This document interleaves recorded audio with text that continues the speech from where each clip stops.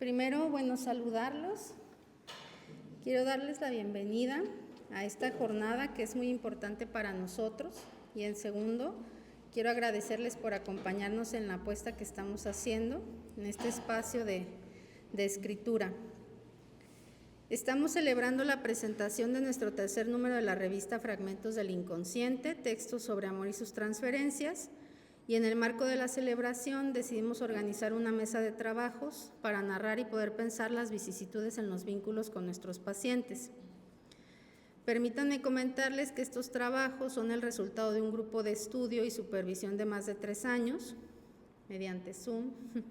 Nos reunimos para leer semanalmente y para trabajar sobre lo que escuchamos en la clínica y lo que hacemos con eso que escuchamos de manera quincenal. Evidentemente, nuestro grupo ha sufrido transformaciones. Construir y sostenerse en grupo no es una labor sencilla, pero lo hemos logrado. Creo que nosotras tampoco somos las mismas que iniciamos hace 3 años. Hemos cambiado, nuestros pacientes nos han llevado a terrenos complejos, a revisitar autores, lecturas y conceptos para intentar articular nuestra experiencia clínica. Al momento de escribir nos encontrábamos leyendo a Freud, El problema económico del masoquismo y El yo y el ello, textos donde Freud plantea un tipo de resistencia particular proveniente del superyo, la reacción terapéutica negativa. A la par comenzamos a leer a Melanie Klein, Envidia y gratitud. Ella vuelve sobre la reacción terapéutica negativa para señalar la envidia de carácter intenso que viven estos pacientes, que dificulta su capacidad para amar y para sentir gratitud. Klein señala a estos pacientes con dificultades para recibir lo que el objeto puede darles. Su resentimiento los atrapa en un círculo maligno de desesperanza del cual será difícil salir. Después leímos a Joan Rivière, un artículo amplio titulado Contribución al análisis de la reacción terapéutica negativa. Una experiencia interesante por cómo señala y sitúa a la autora la participación del analista en la edificación de este tipo de resistencias. Es en este contexto que decidimos escribir sobre lo que sucedía con aquellos pacientes que se agravan, que se quejan de su análisis, de su analista, de la vida, llenos de resentimiento y de odios profundos que los lleva a atacar constantemente los vínculos. Para nosotros, reunirnos era importante. Jessica y Monse, con sus textos, narrarán sus experiencias de lo que ha sido este espacio, de lo que la supervisión posibilita y la experiencia de grupo como soporte, no solo de los odios y ataques al vínculo y al encuadre por parte de los pacientes, sino de lo que esos pacientes despertaban en cada una de nosotras. Bienvenidos sean. Y bueno, voy a pasar a presentar a Montserrat Cortés de la Cruz. A ver, de un momento que algo pasó acá.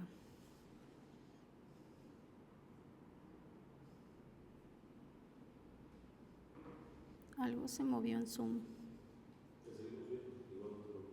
Ok.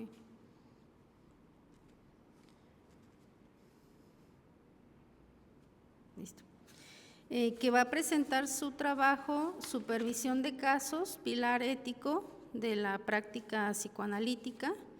Montserrat Cortés de la Cruz es psicóloga y analista, es licenciada y egresada de la Facultad de Psicología de la Universidad Nacional Autónoma de México. Cuenta con la formación y años de experiencia para desempeñarse como monitora de niños con predominancias autísticas, así como para realizar ajustes razonables a matrículas curriculares. Tiene un diplomado en el amor, conflictos en la pareja, la maternidad y la familia por parte del Centro Eleya. Tiene otro diplomado en psicoterapia infantil con juego por el Instituto Mexicano de Educación e Investigación en Psicología. Cursó también un diplomado en diagnóstico y terapias de niños con autismo y síndrome de Asperger por el Instituto Europeo de Integración Sensorial. Es coautora del capítulo del libro El maltrato primario, herencia en los estilos de vinculación en niñas y niños de Aldeas Infantiles SOS, en el libro Sujetos y contextos de las violencias en América Latina, que fue editado por la Universidad de Ciencias y Artes de Chiapas. Tiene un diplomado en el jugar en la clínica psicoanalítica por parte del Instituto Klein de Psicoanálisis Infantil y del Adolescente, otro diplomado en el Instituto que que fue Articulaciones entre la teoría y clínica en el trabajo con niños. Ha participado en el seminario sobre la enseñanza de Jacques Lacan a cargo de León González Anguiano en Ciudad de México y actualmente participa en el grupo de estudio en el Instituto Klein de Psicoanálisis Infantil y de la Adolescencia y ejerce su práctica clínica principalmente con niños y adolescentes. Entonces, Monse, pues bienvenida y te escuchamos. Muchas gracias.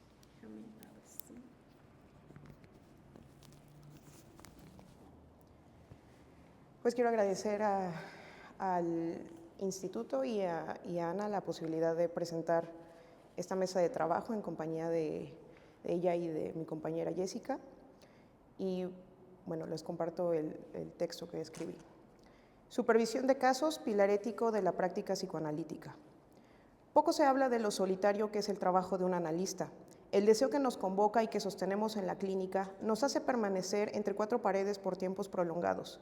Al sostener la atención flotante, escuchamos entre muchas otras cosas el dolor, la tristeza, la angustia, la compulsión, los significantes y el goce que se esconden en el discurso, tratando, según sea el caso, de unir los hilos conductores que no encuentran cauce, de generar preguntas e hipótesis que, sostenidas en el dispositivo, promuevan el movimiento subjetivo o el cuestionamiento de los posicionamientos de nuestros analizantes. Y si tenemos suerte, presenciaremos la aparición triunfal de las formaciones del inconsciente. El mismo Freud ya consideraba a la formación del analista como un proceso que combinaba el análisis personal, el estudio teórico y la supervisión clínica.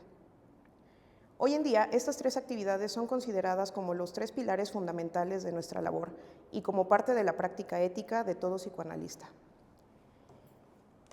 Diversos autores mencionan la importancia de la supervisión para la comprensión del fenómeno transferencial, al ayudar al analista a reconocer su participación en la relación analítica con el paciente. Consideramos entonces que la supervisión no solo transmite saber, sino también es un modo de pensamiento analítico, y que a través de ello se sostiene una dimensión formativa del psicoanálisis que lo convierte en una práctica de transmisión. Respecto a la supervisión, resulta un tema frecuente de debate entre las distintas corrientes. ¿Cómo llevarla a cabo? Hay quien considera que la supervisión debe hacerse con el propio analista. Otros argumentan que la supervisión debe llevarse con otro analista que no sea el propio. También están aquellos que optan por la supervisión en grupos o quien, siguiendo determinada enseñanza, sostienen que la supervisión de casos es una cuestión absolutamente individual con el supervisor. Dicha discusión no es la labor de este ensayo, que tiene como objetivo realizar una reflexión sobre la importancia de la supervisión de casos. Lo realmente importante de la supervisión de casos es su función ética, la cual consiste en cuidar al paciente y a la práctica analítica.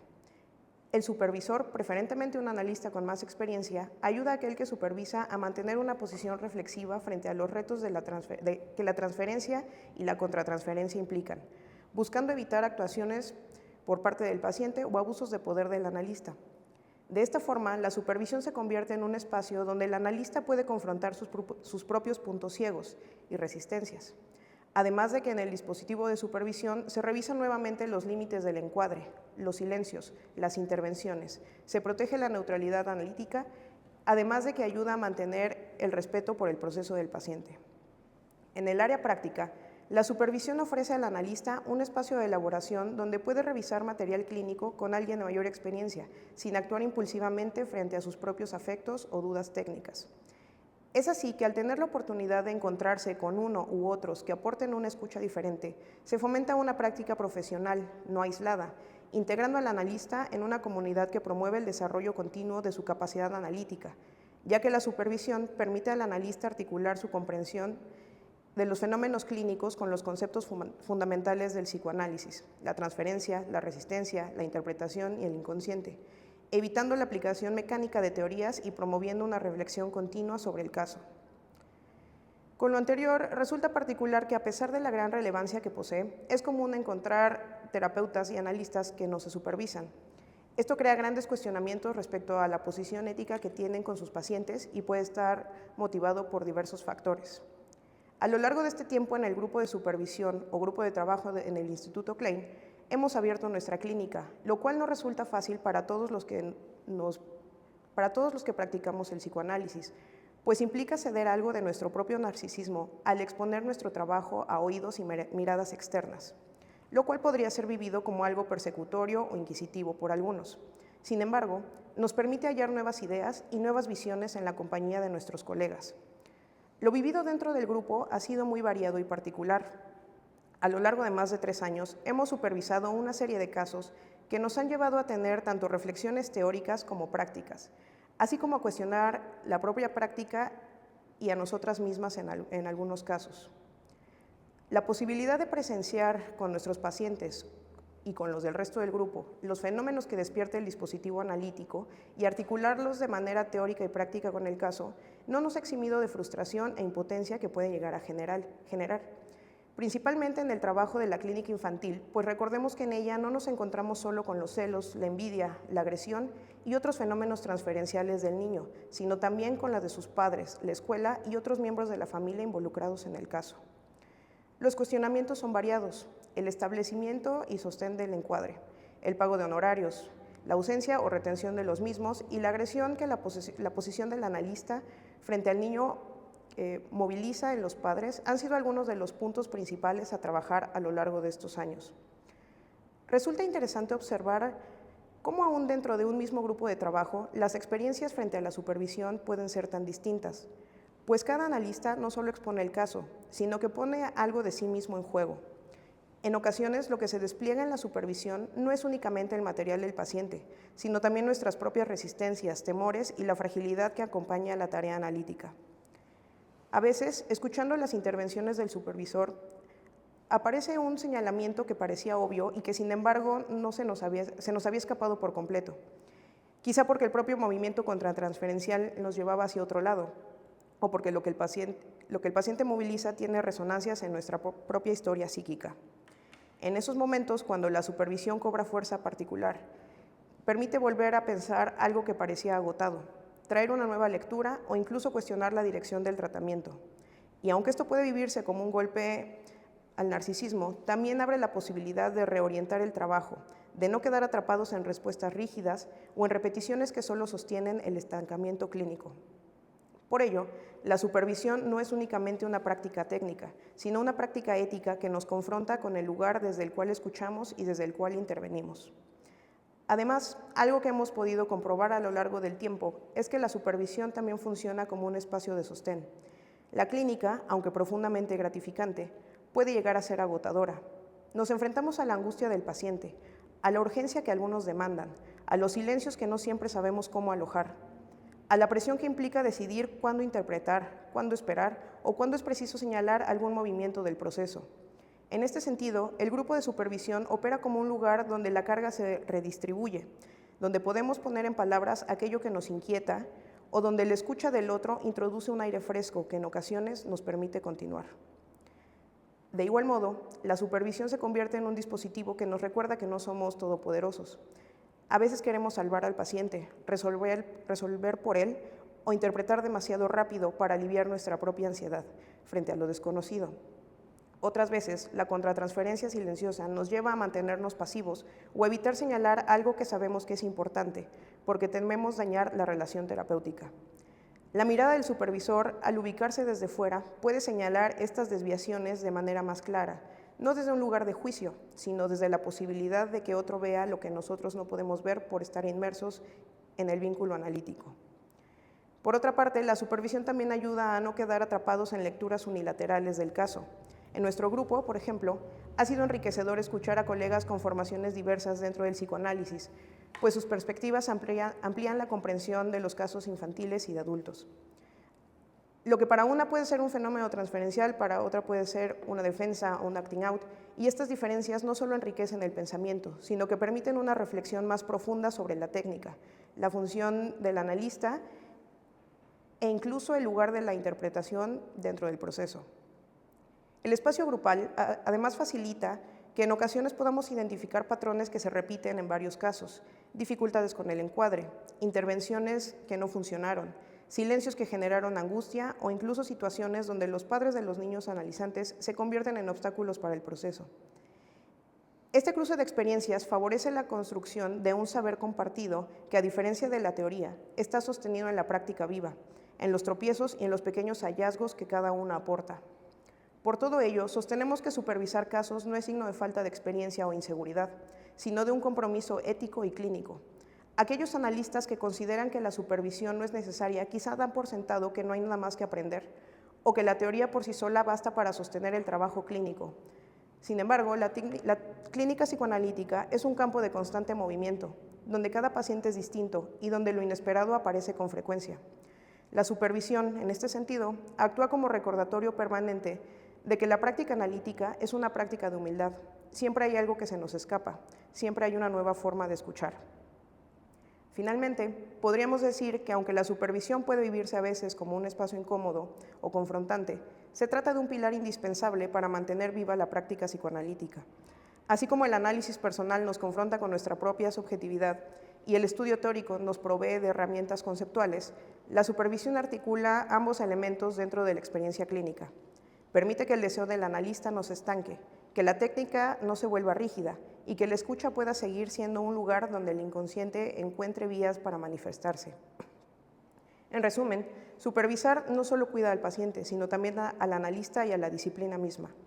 Y quizá, como nuestro grupo del Instituto Klein, es en la compañía de otros donde la clínica encuentra un sentido más amplio, en la posibilidad de pensar juntos, de equivocarnos, de sostener la angustia y de celebrar también los pequeños avances que a veces solo alguien que está fuera puede ver con más claridad. Muchas gracias. Gracias, Monse.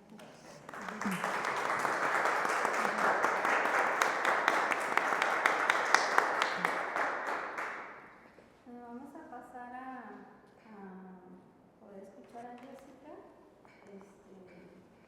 para posteriormente que Marlene pueda hacer sus comentarios, ahorita también la presento. Jessica nos comparte su texto Entre la resistencia y la comprensión, una experiencia de supervisión grupal. Jessica Quinto Martínez es licenciada en Psicología por la Facultad de Ciencias de la Conducta. En el 2017 participó en el curso contra transferencia y transferencia impartido por ELEYA. En el 2018 participó en el taller de sexualidad femenina, también impartido por el Centro ELEYA. Se ha desempeñado como guía titular en el Centro de Estimulación Temprana. Participó en el Congreso Nacional de Psicoanálisis de la Asociación Psicoanalítica Mexicana en el 2019 con sede en Morelia. Participó en las segundas jornadas sobre infancias y adolescencias organizadas por el Instituto Klein. Es formadora de habilidades socioemocionales a nivel primaria en el Colegio Instituto Profesional de Enseñanza y Formación Humana. Ha estudiado con nosotros un diplomado en articulaciones entre teoría clínica del trabajo con niños. Se dedica desde el 2019 a la práctica clínica privada con niños y adolescentes y pertenece al grupo de estudio del Instituto Klein de Psicoanálisis Infantil y del Adolescente. Entonces, Jessica, bienvenida. Después de todo. Sí. Te escuchamos. Gracias, Ana. Pues bueno, como lo comentaba, mi ensayo o mi escrito es Entre la resistencia y la comprensión. Y pues bueno, dentro de la formación psicoanalítica es bien sabido que hay tres grandes pilares en los que se sostiene su desarrollo: la teoría, la práctica y la supervisión. De estos tres, quisiera enfocarme en el último para exponer las reflexiones a las que he llegado a lo largo del trabajo que he llevado a cabo en este rubro, en este último. En mi experiencia, la supervisión grupal ha sido un espacio de refugio, guía y sostén emocional, sobre todo en casos donde la reacción terapéutica negativa es muy evidente. Uno de los momentos más importantes de mi formación fue cuando presenté en supervisión el caso de una paciente adolescente, a quien para fines del ensayo llamaré Patricia, de 16 años. Actualmente llevamos 1 año y 6 meses aproximadamente desde que iniciamos en su análisis y bueno, desde el principio sentí que el vínculo con ella me superaba. Su presencia y la dinámica transferencial me hacían sentir sobrepasada, insegura sobre mis intervenciones y consciente de los errores técnicos que había cometido. Reconocer esto y compartirlo con el grupo fue un acto de honestidad y de vulnerabilidad, ya que sabía que en varios momentos no había mantenido el encuadre, había dejado pasar intervenciones importantes y los silencios me resultaron difíciles de sostener.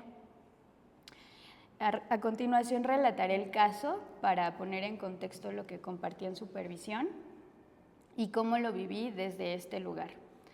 Patricia llegó acompañada de su tía, con quien vivía desde hace algunos meses atrás, derivado de una situación difícil que vivió con sus padres. Su padre discutió con ella porque la encontró tomándose fotos con poca ropa en su habitación y terminó golpeándola tan fuerte que tuvieron que llevarla al hospital.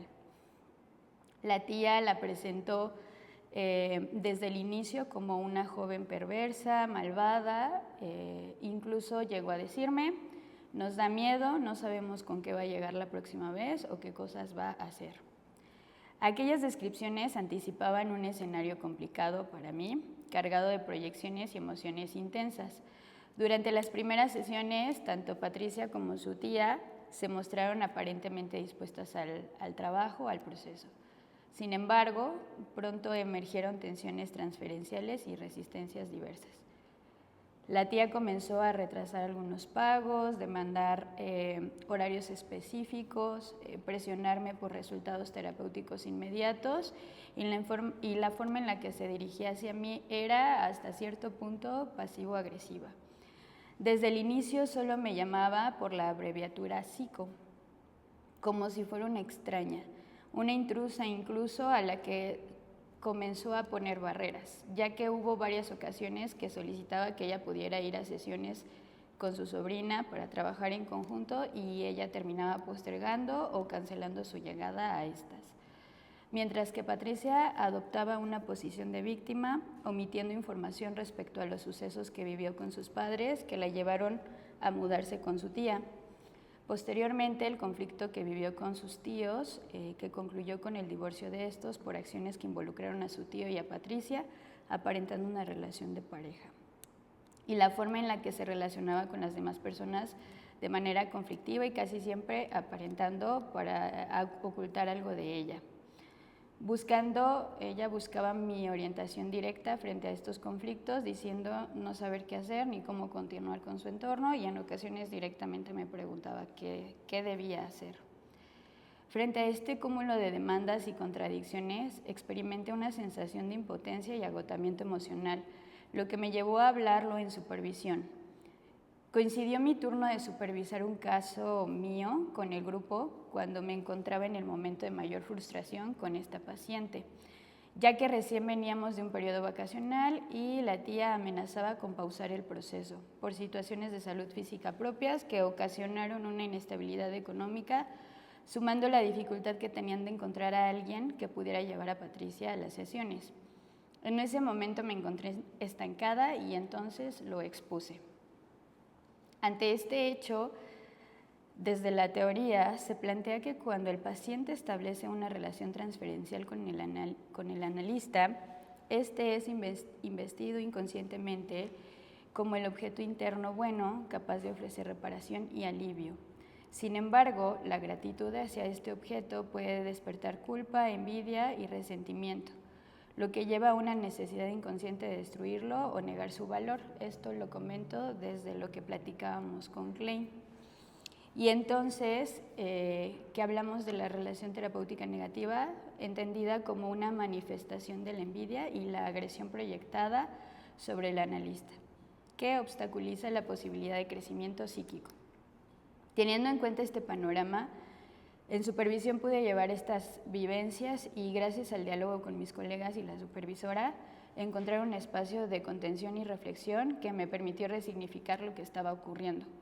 El grupo funcionó como una matriz de pensamiento compartido, donde se unieron perspectivas diversas que iluminaron los movimientos transferenciales y contratransferenciales presentes. De modo que comprendí la postura que estaba tomando con este trabajo en particular, como parte de mi dificultad para sostener el encuadre que provenía de identificaciones inconscientes con la posición de víctima de la paciente, así como del peso de las proyecciones agresivas, tanto de la paciente como de su tía. La supervisión grupal se convirtió entonces en un escenario de elaboración simbólica donde pude transformar la vivencia del fracaso en una oportunidad de aprendizaje clínico y ético. Esta experiencia me permitió confirmar que la reacción terapéutica negativa no debe interpretarse como un obstáculo exclusivamente del paciente, sino como un fenómeno relacional que convoca al analista a revisarse. En la supervisión, el sufrimiento técnico y emocional que el caso despertaba pudo transformarse en comprensión clínica, y ese tránsito solo fue posible gracias al sostén ético y afectivo del grupo en el que estoy. Es importante mencionar que influyó mucho las características del grupo para que pudiera sentir que podía exponer el caso mencionado aquí, tales como la confianza y antecedentes de los casos que mis colegas que supervisaron antes que yo eran similares, lo cual me hizo pensar que no era la única que le pasaban situaciones así con pacientes muy conflictivos, y aún más relevante, que no era la única que dejaba pasar algunas cuestiones de la técnica que posibilitaban la opción de originar un tipo de relación así con los pacientes, como la relación terapéutica negativa. Aunado a la manera en la que la supervisora nos recibía y nos alentaba a escuchar, analizar y comprendernos de un modo que superara la visión de la supervisión como un mero requisito institucional, ya que se había platicado en algunas sesiones de supervisión que para todas en algún momento ha sido un espacio de desahogo y de sostén. Por lo que de manera significativa fue precisamente en el grupo donde surgió la propuesta de realizar esta mesa de trabajo, movido por el deseo común de reflexionar sobre la importancia de supervisarnos. Este gesto colectivo no solo responde a una inquietud académica, sino que expresa una necesidad clínica y ética, la de mantener vivo el deseo de supervisar, del mismo modo en que se mantiene el deseo de analizarse. Ambos deseos, en última instancia, son análogos, pues comparten la misma raíz, la búsqueda de comprensión, transformación y sostén en el ejercicio analítico. Supervisar, al igual que analizar, es un acto de humildad frente al saber, una apertura a la mirada del otro que nos permite descubrir aquello que en soledad permanecería oculto. Solo a través de esta red de supervisión y análisis continuo, es posible que surja un crecimiento genuino, tanto en el plano técnico como en el subjetivo. La supervisión grupal, entonces, no es un complemento del análisis, sino su continuación natural, un espacio donde se cultiva el deseo de comprender, de sostener y de seguir aprendiendo, en comunidad con otros que comparten la misma vocación de escucha y transformación. Gracias. Te lo paso. Gracias, Jessy. Bueno, pues vamos a pasar a los comentarios de Marlene. Ahorita también un espacio para si ustedes también gustan comentar. Permítanme presentar a Marlene Nicolet Cermeño León, es psicoanalista por el Círculo Psicoanalítico Mexicano y psicóloga clínica por la Universidad Nacional Autónoma de México, además de tener una maestría en criminología por el Instituto Nacional de Ciencias Penales. Cuenta con más de 20 años de experiencia laboral, tanto a nivel privado como a nivel público. Posee experiencia en el ámbito forense, habiéndose desempeñado como perito en psicología en el Tribunal Superior de Justicia de la Ciudad de México durante una década. Y ha trabajado por más de 10 años en consultorio privado, atendiendo a niños, adolescentes y adultos. Actualmente es miembro concurrente del Instituto Freudiano para el Estudio de las Prácticas Psicoanalíticas, IFEP, donde también integra la comisión editorial. Entre sus temas de interés se encuentran la clínica de la psicosis y la noción de la temporalidad en la clínica analítica. Ha sido docente, ponente en diversos coloquios y espacios de reflexión psicoanalítica y mantiene una formación continua a través de la participación en seminarios. Marlene, qué gusto que estés por acá. Estamos muy contentas de escucharte. No, el agradecimiento es mío, darme. Les agradezco mucho, te agradezco, Ana, la invitación, y también les agradezco a Montserrat y a Jessica que me hayan permitido los trabajos. Y bueno, para trabajos, bueno, les agradezco otra vez, y a mí me hicieron pensar mucho en la profunda importancia de irnos acompañando, ¿no? En la clínica, que es un trabajo muy solitario, y que el trabajo en colectivo siempre va a permitir abrir con honestidad los casos, ¿no? Y poder hablar de lo que nos ocupa y casos que nos abruman, y que espacios de confianza no es tan sencillo de encontrar, ¿no? Porque se pueden jugar muchos egos, narcisismos, y entonces poder encontrar un espacio donde se pueda compartir la clínica de manera honesta me parece muy, muy importante, ¿no? Y eso es como lo que me hizo, pensar ambos trabajos. Y bueno, entrando a los trabajos, el de Montserrat, que fue el primero que leyó. Bueno, Montserrat, muchas gracias por tu trabajo. Y a mí me hizo reflexionar mucho lo que se puede dar o no se puede dar con una figura de supervisión, ¿no? Es decir, qué da el supervisor o qué no da. Y en ese sentido, lo que los psicoanalistas estamos dispuestos a dar y recibir en la supervisión, ¿no? Tú mencionabas en tu ensayo, retomando a Heyman y Racker, que en la supervisión no solo se transmite sino también un modo de pensamiento analítico en una dimensión formativa. Entonces, yo te quería preguntar cómo poder pensar la transmisión en grupo, ¿no? O cómo lo pensaste a la hora de escribir el ensayo, cómo pensar que haya una transmisión cuando la supervisión es grupal, ¿no? Cuando se participan varios integrantes. Y otra anotación que me parece pertinente es cuando mencionas que la figura del supervisor ayuda a buscar, así lo pusiste, buscar evitar actuaciones por el analista. ¿Cómo lo pensaste, no? ¿Cómo es eso de buscar evitar actuaciones, ¿no? Es decir, pensando que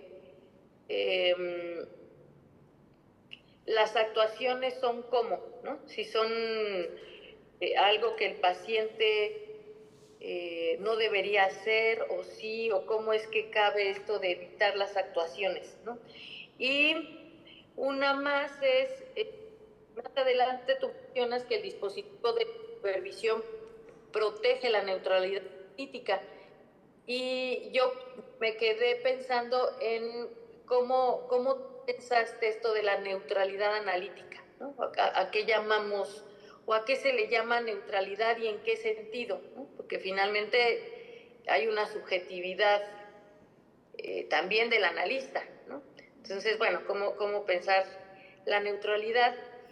Y me gustó mucho que señalas que el dispositivo de la supervisión nos recuerda que no somos todopoderosos, ¿no? Que es un acto de humildad. Eso me gustó mucho porque creo que es fácil que un analista se pueda colocar en el lugar del saber, ¿no? Y quitarse del lugar del supuesto saber, ¿no? Sino ponerse en el lugar del saber. Entonces, me gustó cuando dices que no somos todopoderosos y que hacia ahí apunta poder estar en supervisión, ¿no? Entonces, bueno, y una última, cuando cierras diciendo del deseo del analista, ¿cómo pensar el deseo del analista? ¿Qué deseará un analista? Entonces, bueno, son como algunas de las cosas que me hizo pensar tu trabajo. Y sobre todo preguntarte cómo las pensaste o cómo las pensaron en el grupo, ¿no? Ya que trabajaron en colectivo. Gracias, Marlene. Vamos a que contestes.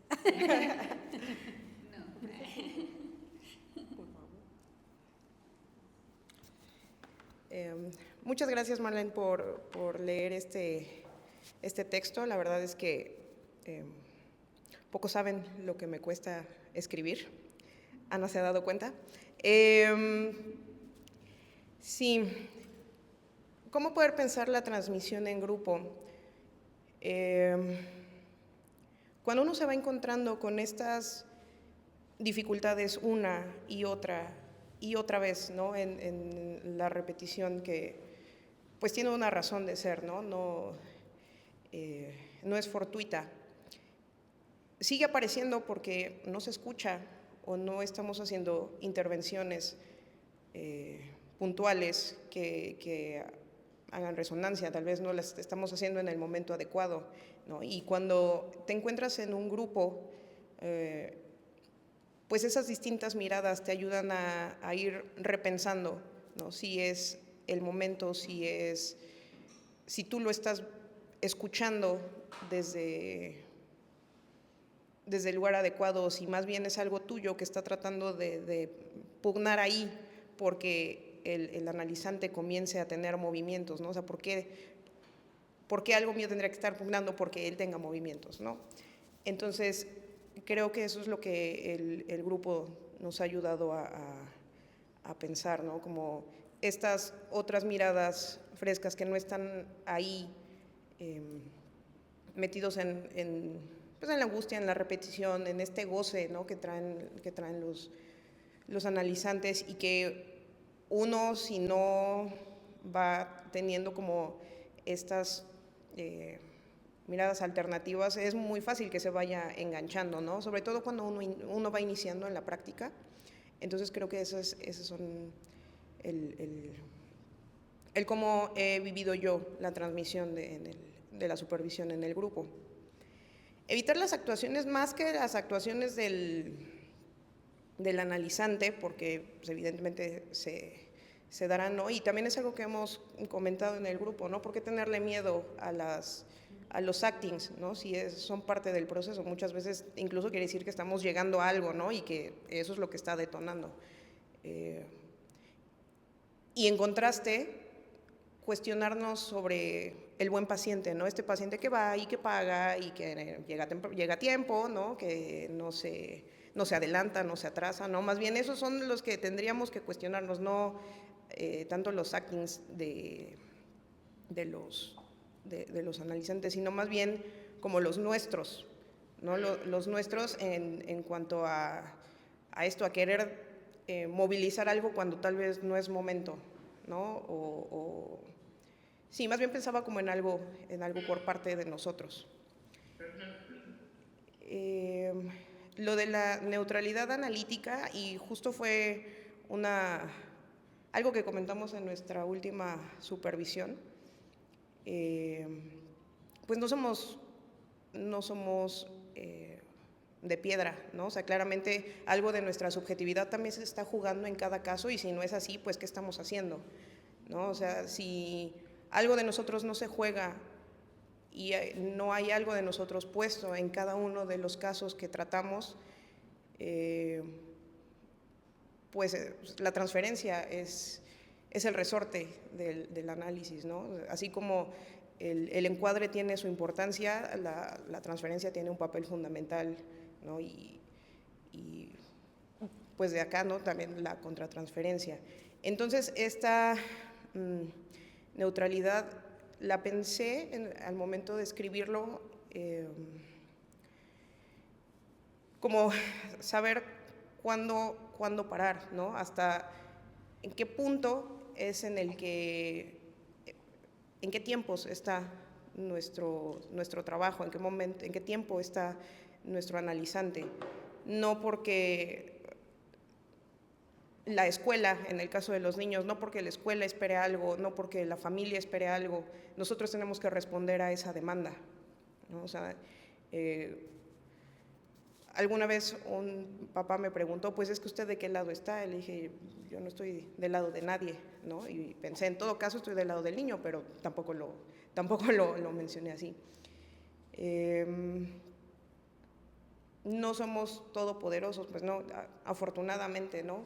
Pobres de aquellos que caigan en manos de terapeutas o de analistas que se crean todopoderosos y que ya no estén dispuestos a escuchar y a pensar sobre lo que están haciendo. Y como pensar el deseo del analista, pues el deseo del analista es deseo de analizar, ¿no? Al final es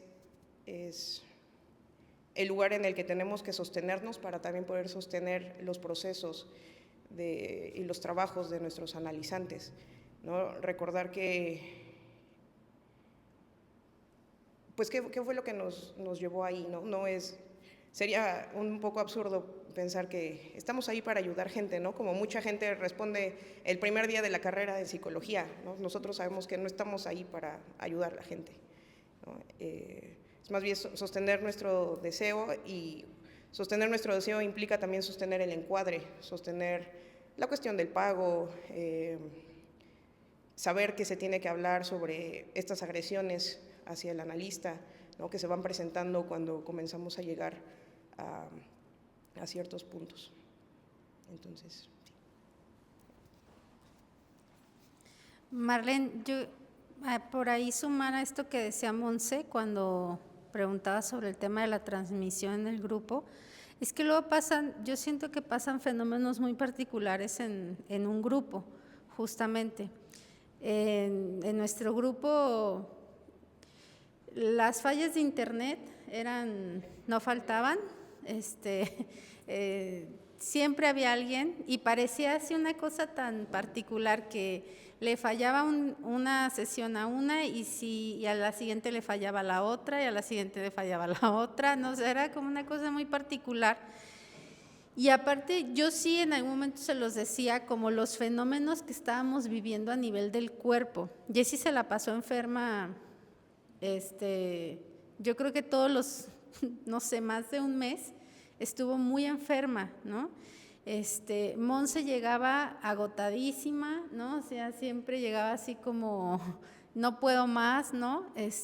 Y para mí, yo sentía como, ¿cómo sostengo esto, ¿no? Así como yo sentía con fallas en la comunicación, ¿no?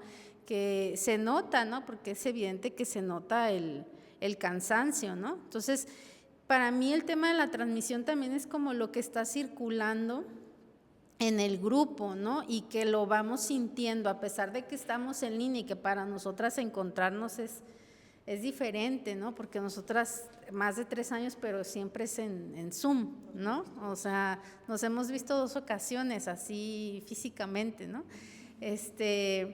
Y siempre que hablamos, por ejemplo, de los pacientes o de las descripciones, alguien decía, pues es más bajito que yo, y decíamos, pues sí, pero no tenemos referencia de qué tan bajito eres, ¿no? O sea, como que había unas cuestiones ahí que se jugaban. Entonces, creo que lo que pasaba también a nivel del cuerpo, para mí era lo importante, ¿no? Como es este malestar que se producía y que era con pacientes muy, muy particulares, ¿no? O sea, como que sí de pronto decíamos, éramos varias cabezas intentando pensar como por dónde, ¿no? Y realmente sí, como que llegaba un momento en el que sentíamos como que todas las puertas se nos cerraban, ¿no? Y creo que esto que decía Monse del deseo del analista y de la neutralidad, lo llegábamos a hablar porque hay pacientes que también parece que no se van a detener, ¿no? En el tema de la agresión, ¿no? O sea, es como una constante, llegamos a decir, bueno, es que si ya el paciente debe 6, 7, 8, 9 sesiones, tal vez conviene preguntarnos si seguir, ¿no? O sea, como que tal vez hay que, como que esta cosa, no sé, para mí de la neutralidad, de pronto parece como, es importante, pero sí creo que es como en el imaginario, ¿no? O sea, porque sí llega un momento en el que uno dice, no puedo seguir así, o sea, ya lleva 2, 3 meses que no paga y entonces que continúo con esto y el tema del pago nunca se habla, es como el elefante blanco en la habitación, ¿no? O sea, entonces como, creo que estos puntos, sí era donde yo en algún momento se lo decía, sobre todo a Jessie, ¿no? Creo que conviene preguntarnos si sí se puede seguir, ¿no? O sea, como de que se puede, pero ¿a qué costos, no? O sea, como… Y para Jessie, ella lo dijo en su trabajo, era muy difícil porque ella quería dar más oportunidades, ¿no? Y entonces era como, pero a ver, vamos otra vez pensando, ¿no? Entonces creo que así yo he ido como entendiendo esto de la transmisión, ¿no? Como esto que va pasando en el grupo, que a mí me parece que tiene que ver con lo que se está hablando, ¿no?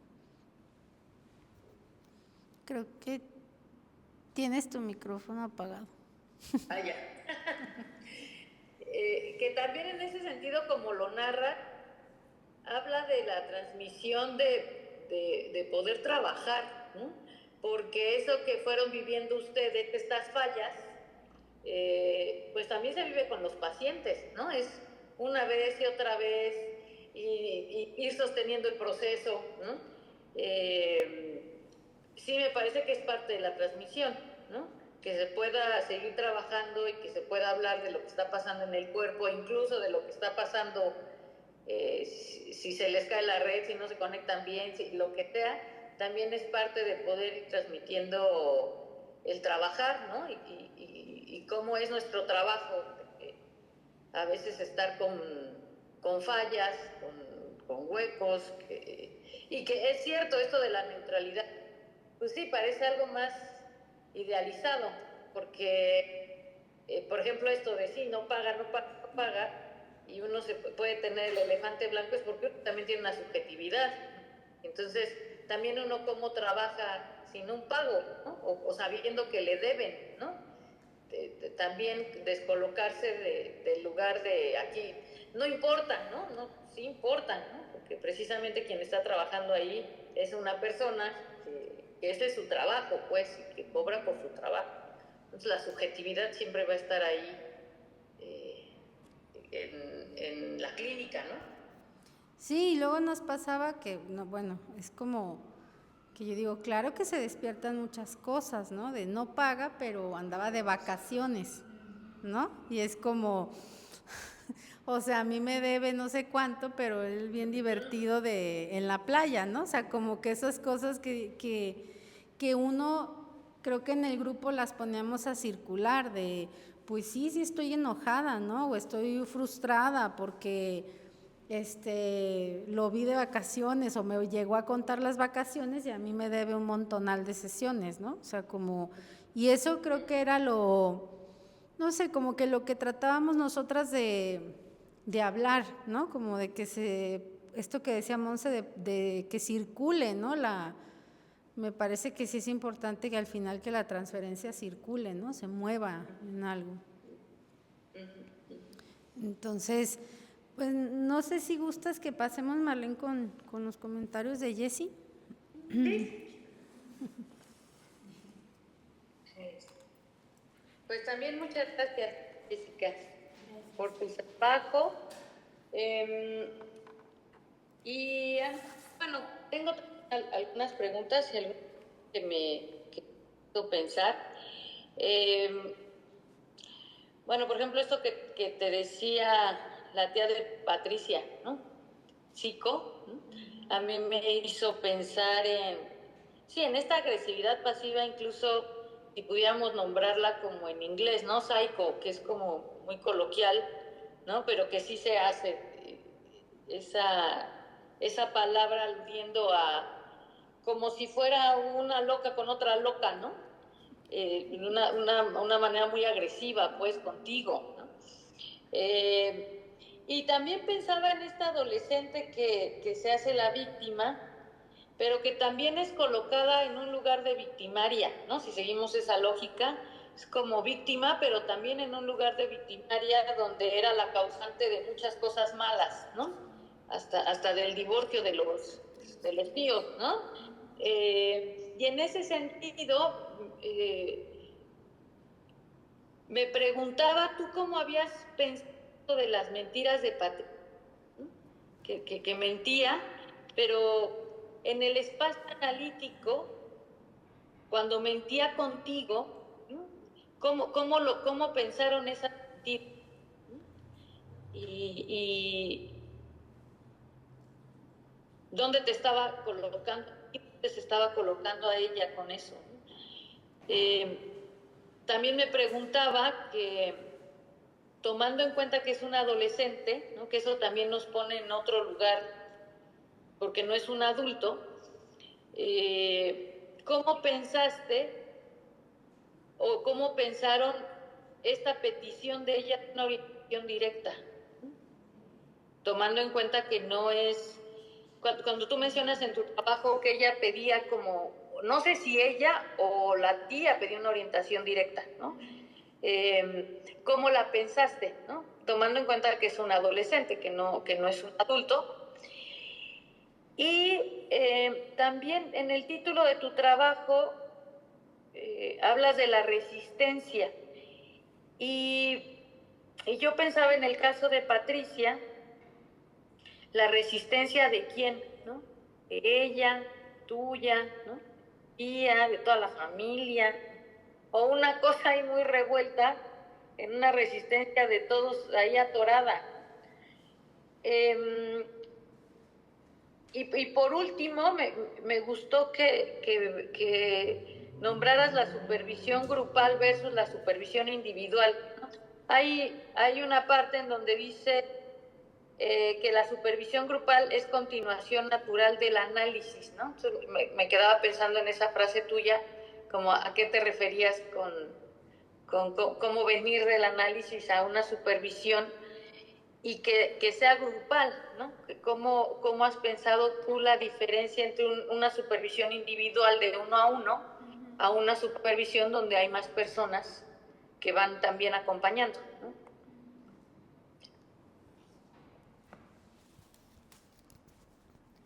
Bueno, pues también muchas gracias por haberme leído, Marlene, y también te agradezco las observaciones que vas haciendo.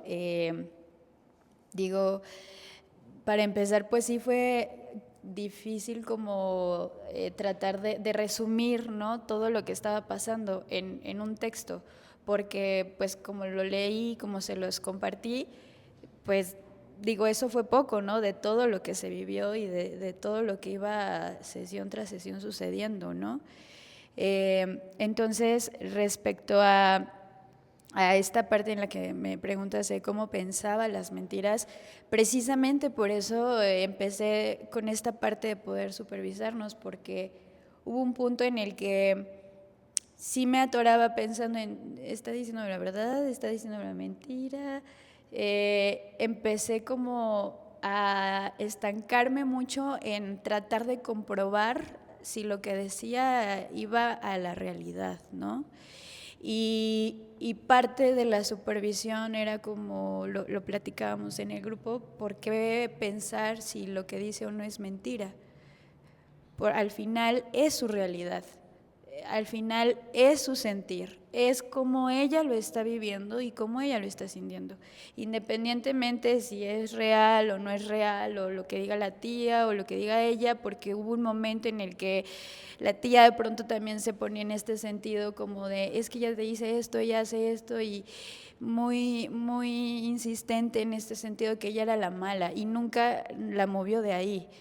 Y a la fecha puedo mencionar, digo, actualmente sigue yendo conmigo, tuvimos cambios importantes desde el momento que la supervisé hasta ahora, pero aún así comprendí también que la perspectiva, el sentir de la tía estaba siendo inamovible, ¿no?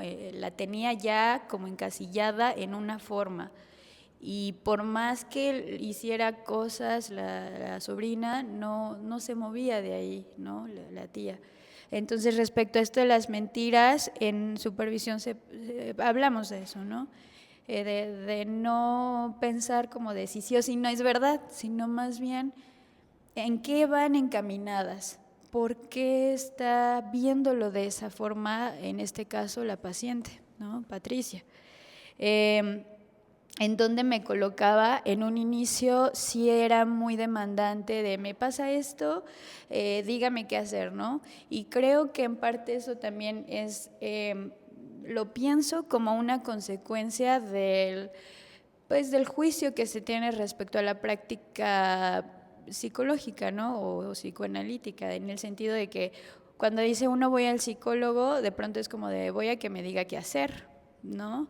Y entonces ella iba con esa idea. Yo le había preguntado si ya había asistido a algún proceso antes, me dijo que sí, pero en su momento lo dejó, y entonces ella tenía mucho esa idea de que yo iba a resolverle, porque así fue también como su tía llegó, ¿no?, con esa demanda casi que directa, ¿no? O sea, poco le faltó para decirme, pues tú me la vas a arreglar y me la vas a entregar bien, ¿no? Ya no malvada. Entonces, por un tiempo ella también estuvo ahí, ¿no? Con esta petición de, si me pasa esto, ¿qué hago, no? Ante eso, fue muy difícil como mantener esta neutralidad, podría decir, ¿no? De la que hemos estado hablando, porque incluso yo diría que ahí también está la neutralidad, ¿no? Cuando es muy frecuente la petición de qué hago, de pronto es como que a veces caes y dices, ay, ya le digo, no le digo, y entonces eso lo compartí en supervisión, como es que me preguntes qué hago esto, ¿no? Y mis respuestas en el momento era como, se lo devolvía, ¿no? Como de, bueno, ¿a ti qué se te ocurre? ¿Tú qué piensas, no? Y ya un poco como que se iba la petición, pero sí fue constante, ¿no? En ese sentido, y trataba, incluso en ese aspecto me era un poco difícil, pero al final trataba de que el espacio fuera para que ella lo pudiera pensar, ¿no? Lo que sea que se le ocurriera, de eso que me estaba pidiendo. Y también lo hablaba con el título, lo puse como de la resistencia a la comprensión, principalmente porque creo que yo estaba así, ¿no? Resistiéndome también, como de no sé qué está pasando y demás. Sí me costó mucho trabajo, debo decirlo, como poder externar primero en el grupo el caso, porque como lo leí al inicio sí me estaba costando mucho. Yo sabía que no estaba haciendo bien las cosas y creo que, bueno, me voy a atrever a decirlo, pero pues ya me dirán si sí o si no, pero creo que todos hemos pasado por esa parte de yo tengo que hacerlo bien, ¿no? Y si no lo estoy haciendo, estoy cumpliendo, digamos, con todos los pasitos, ¿no? De la teoría, de que tengo mi propio análisis, voy a supervisión, entonces uno entiende que debería estar por el buen camino.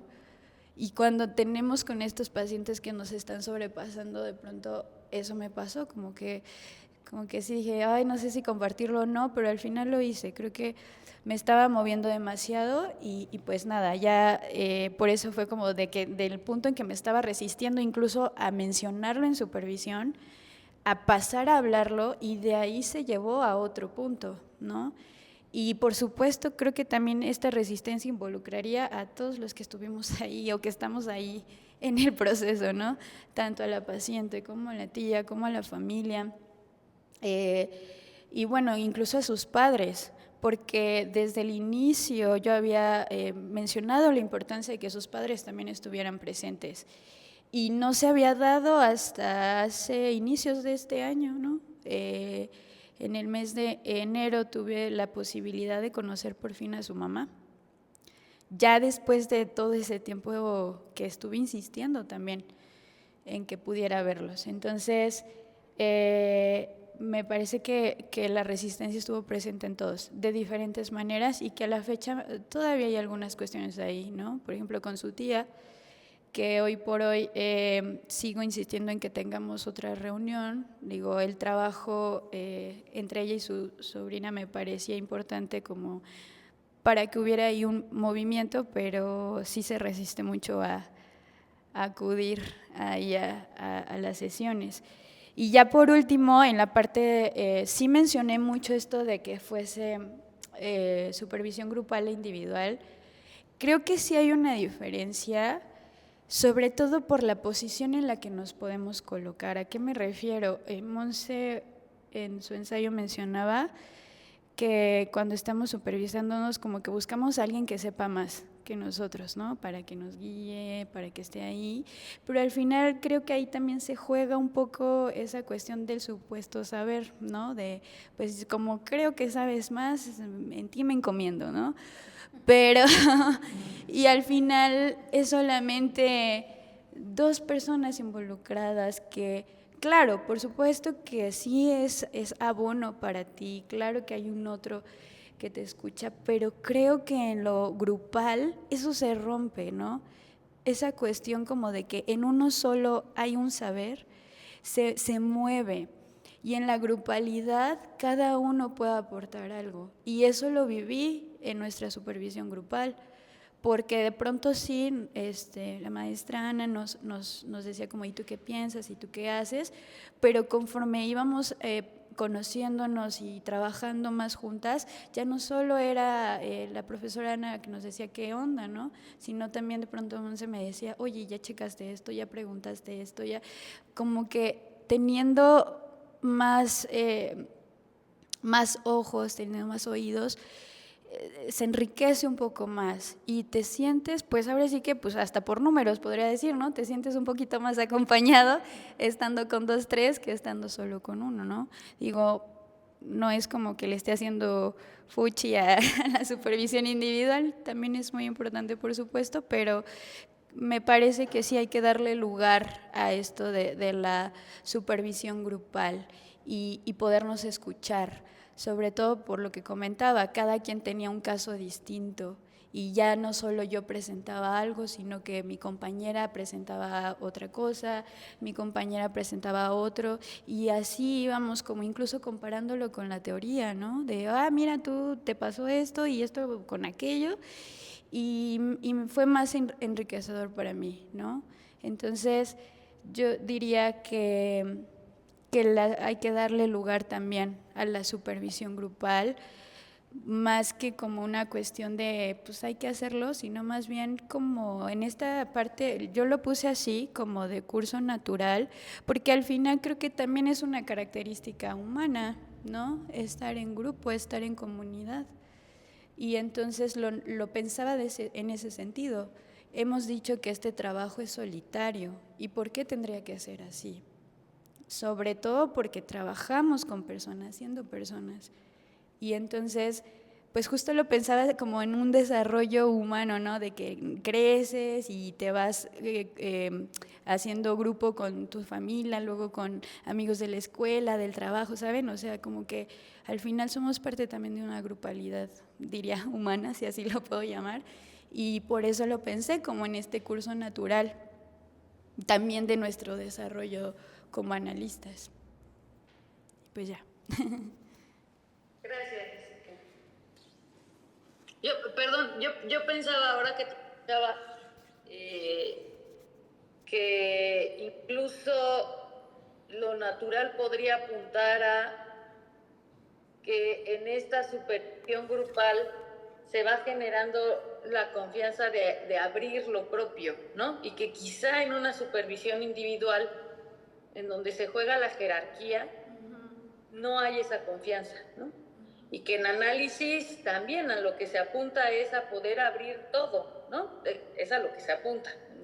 Que se abra todo es otra cosa, pero se apunta a que el paciente o uno como paciente abra su angustia, lo que teme, lo que está pensando, en fin, ¿no? Y en ese sentido, en una supervisión grupal, precisamente la jerarquía se puede diluir, ¿no? Y se puede entonces quizá hablar desde otro lugar, ¿no? No pensando en qué te va a decir el supervisor, ¿no? Y también apuntar que quizá en la figura del supervisor a nivel individual también se juega el poder, ¿no? Sí hay un juego de poder ahí y que en una supervisión grupal eso quizá puede de alguna manera ser más horizontal, ¿no? Sí. Dependiendo del grupo, pues, pero sí se apunta a una horizontalidad a la hora de poder hablar un caso, ¿no? Sí. Ya, Ana. No, pues te queremos escuchar. No, pero aparte, digo, yo ahorita si alguien tiene un comentario también nos gustaría escucharlos, pero quería añadir que tú al inicio dijiste, Marlene,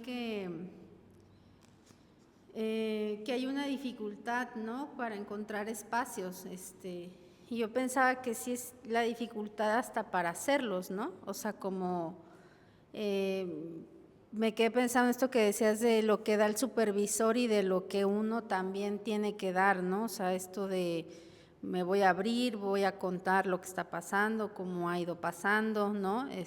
Lo que a mí se me ha ido como como ocurriendo y creo que ahí sí se puede construir en lo individual un espacio de trabajo, ¿no? O sea, cuando uno realmente dice, voy a poner lo que hay aquí, ¿no? Me voy a abrir con todo esto.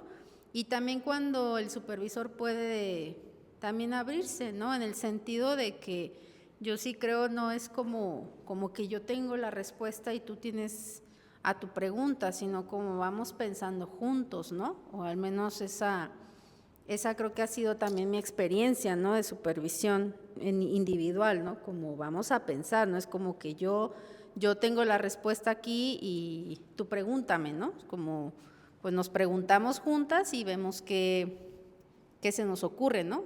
Y creo que de ahí, por eso, y bueno, yo sí diría que tal vez se opta más por lo individual porque en grupo es más difícil también sostenerse, ¿no? O sea, esto que decíamos, se mueven los celos, ¿no? Las rivalidades, las envidias, ¿no? Y claro que no todo mundo se puede sostener en un grupo, ¿no? Entonces, eso, pero no sé si alguien quiera hacer un comentario o quiera también en línea, además de lo que amablemente Marlene nos ha compartido.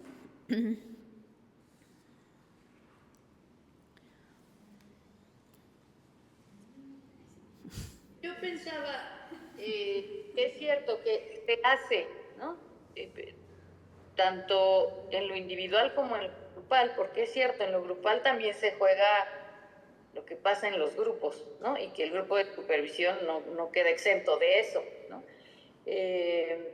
Y que sí hay supervisión donde el supervisor se coloca en el lugar del saber, ¿no? En donde dice qué se hace y qué no se hace, ¿no? Recordaba un texto, pero es que no me acuerdo el nombre, es una argentina que habla de la supervisión y va narrando sus diferentes experiencias con distintos supervisores y cómo si el poder se juega, ¿no? Y qué es capaz de dar un supervisor y qué no, que tiene que ver con esto de se va haciendo, no se da por sentado, sino que el supervisor que da, cómo lo da, desde dónde ejerce cierta jerarquía, ¿no? Tanto a nivel individual como grupal, que me parece que en lo grupal a lo mejor eso puede apuntar a una horizontalidad, pero es cierto, también se juega qué sucede en un grupo, ¿no? ¿Qué se va poniendo y qué lugar va ocupando cada en un grupo, ¿no? Y que eso también va a tener sus implicaciones a la hora de hablar de la clínica. Sí, gracias. Gracias, Marlene. Pues no sé si... No sé qué tan en uso actualmente esté la supervisión, o sea, me refiero a qué tan común sea supervisarse. A lo mejor, bueno, dentro de los que se dedican al tema de la psicología, del psicoanálisis, ¿no? Pudiera pensarse que más, pero tengo mis dudas, ¿no? O sea, si de pronto el ir a análisis o el ir a bueno, llámese cualquier otra variante, ¿no?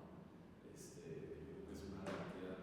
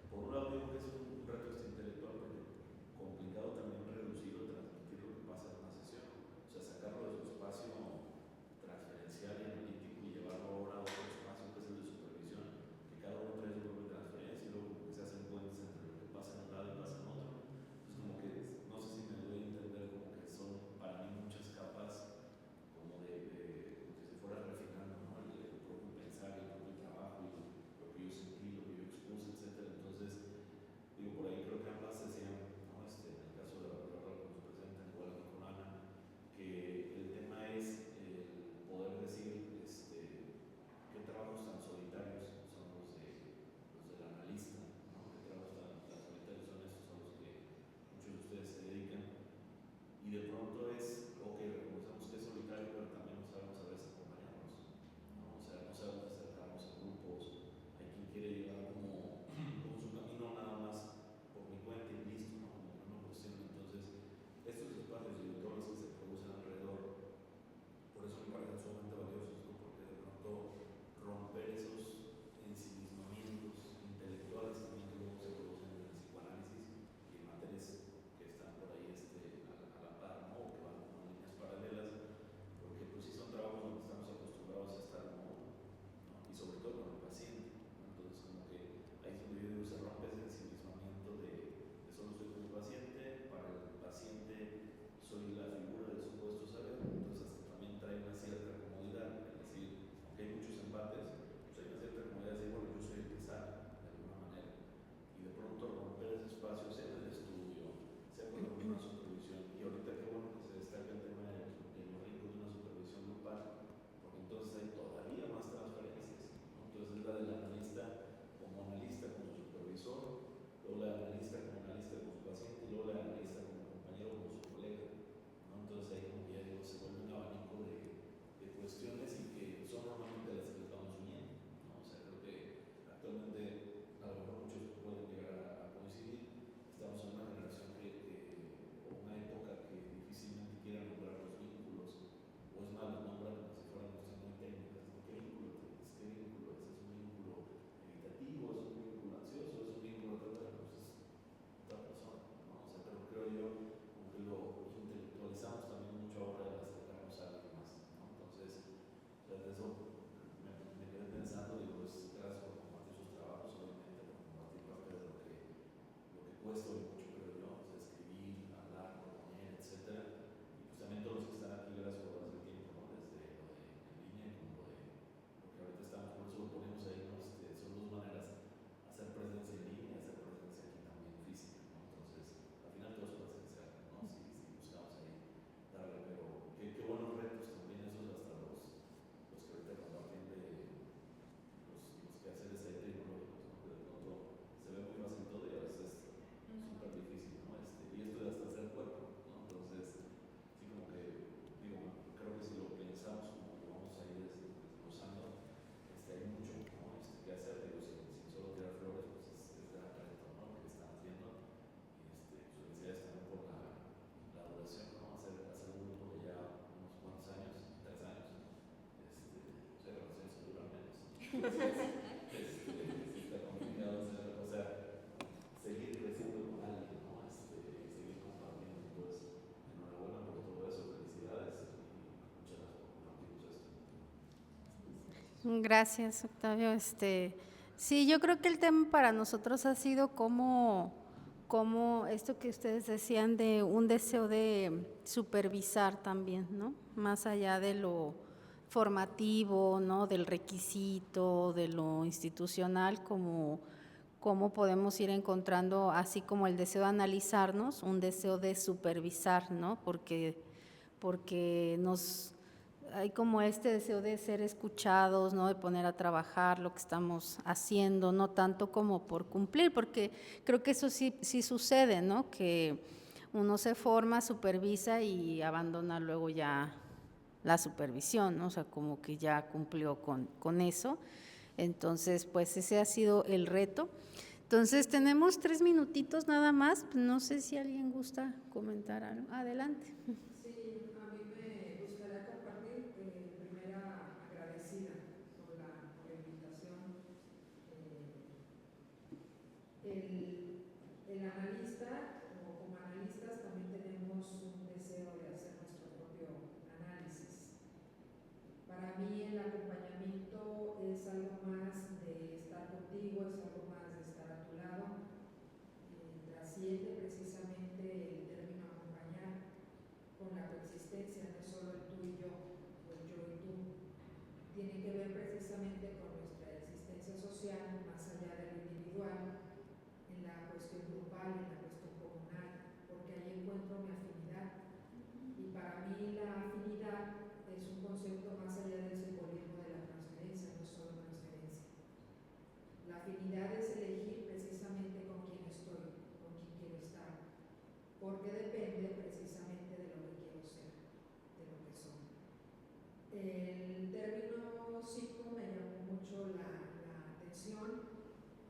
Yo no lo visualizo como esta cuestión del término psycho, de locura, sino yo me preguntaba, ¿acaso el término psico, cuando es muy reiterado, será un concepto que intenta afirmarme?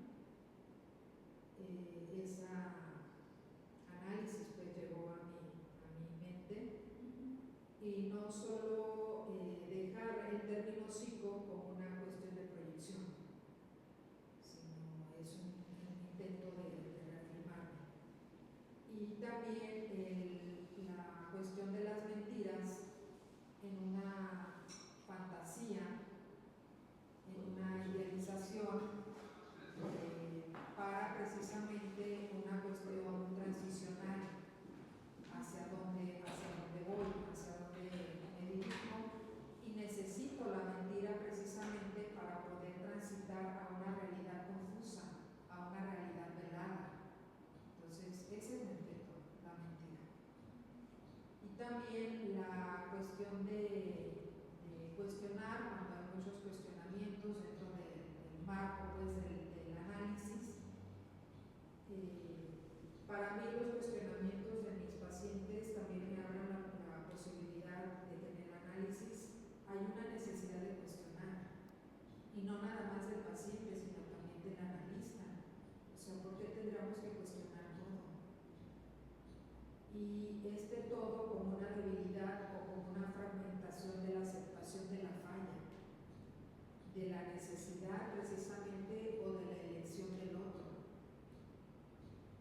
Solo aceptar y recibir, porque es tan difícil para un analista solo eso, aceptar y recibir las fallas y la necesidad del otro, escuchar precisamente en esta libertad, en esta asociación, en esta libre asociación, ¿no? del paciente. Y la resistencia no es o no debiera interpretarse como una cuestión de enfrentar o de resistir al otro, sino puede ser también un momento para el analista de esperar, de aguardar, más allá de la tolerancia. El proceso puede tener esta imposición del analista, de mi necesidad o mi deseo de quiero resolver en una semana o quiero resolver en un mes, y simplemente que esta capacidad, esta habilidad también la desprende, la desarrolla el analista, esta capacidad de tolerar, de aguardar, y sobre todo de este concepto terapéutico que a veces se nos olvida, que es precisamente infundir esperanza, saber esperar, aguardar. ¿Por qué? Porque los cambios no se realizan desde la perspectiva directamente de lo que es el análisis, sino de lo que es el otro. Reitero mi agradecimiento. No, gracias a ti por tan lindo comentario. Muchas gracias. Bueno, pues estamos en tiempo. Si gustan, bueno, antes de todo, Marlene, muchas gracias. Gracias por leernos, por saber todo lo que estaba pasando acá, y gracias también a todos los que se sumaron. Si ustedes quieren, les seguimos. Ahorita tenemos la presentación de la revista, el tercer número, Nada más son unos minutos en los que nos reacomodamos, pero si gustan le seguimos. Y pues muchas gracias por estar y gracias, Marlene, de verdad. Muchas gracias por invitarme y por permitirme leer los trabajos. Porque sí, no es fácil escribir y no es fácil leer. Y más con alguien que ni conoce. Entonces, al contrario, muchas gracias. No, gracias a ti, Marlene. Nos vemos pronto. Sí. Gracias, acá está. Gracias. Y entonces ahorita, si gustan y se quedan, le seguimos, ¿va? Gracias. Muchas gracias.